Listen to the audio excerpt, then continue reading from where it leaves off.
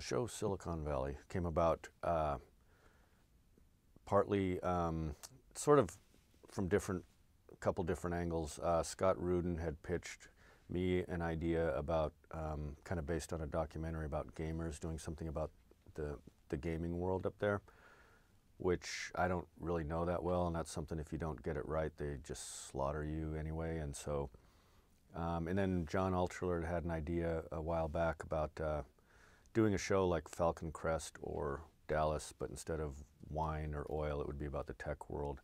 So these things we've just been kind of hovering around these ideas, and then just decided, well, what if, you know, because HBO was interested in doing this gamer thing, I guess. So, you know, I just said, well, I don't want to do that, but what if it was about programmers? Because I was in that world. I was an engineer in Silicon Valley. And so that's how it started. And then just, you know, just the usual process of writing and coming up with characters and all that. Now, Silicon Valley, it's not a very difficult place to find weird characters. I mean, Yeah. can you comment on?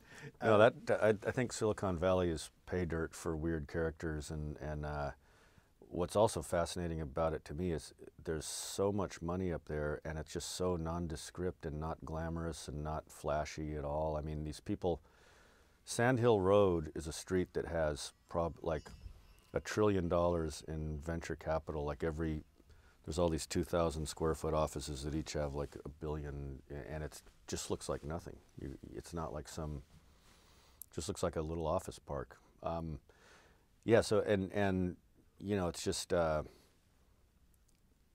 like I was saying, it's like there's these characters, you know, Steve Jobs, Wozniak, or more like Wozniak, Paul Allen, Bill Gates, Mark Zuckerberg. Had they been born 200 years ago, they would not be the richest people in the world. You know, it's this technology. We're at a time and place where those people, these programmer types, are now super wealthy, and it's just very interesting.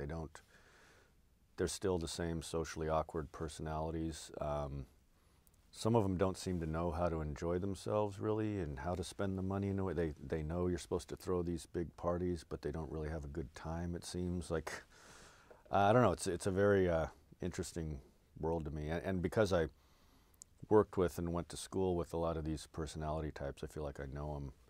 Even though the landscape's changed a little bit, you know, but I think the personality types are the same as when I was working in the tech world. In Silicon Valley, people are chasing the big buck, just like here in Hollywood.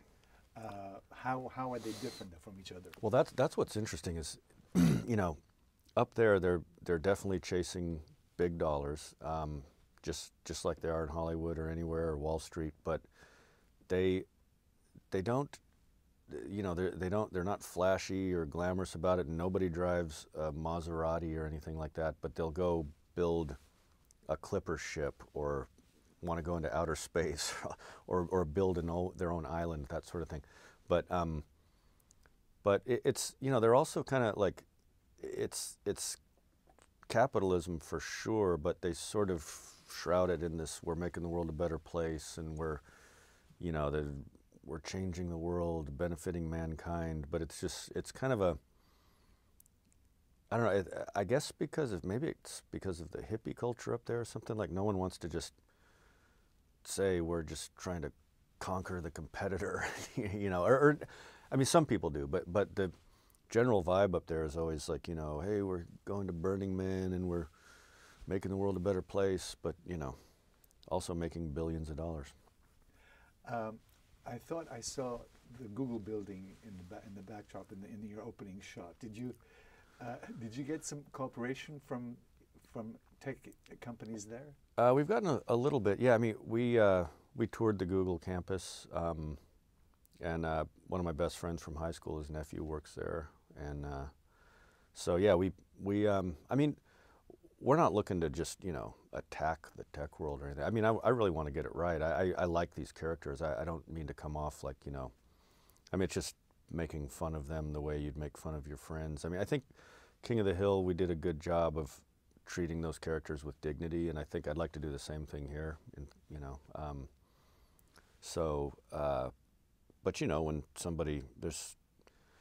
when you're making billions of dollars, you can take some hits, I think.